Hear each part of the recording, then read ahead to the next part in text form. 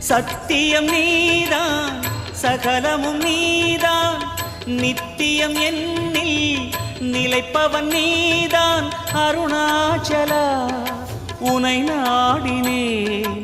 Arunachala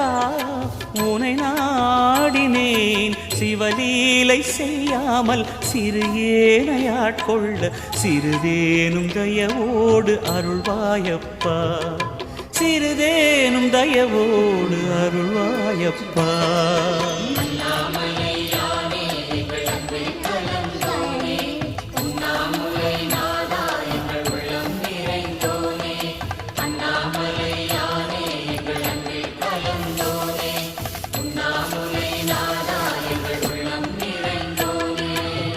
சிவமயமாக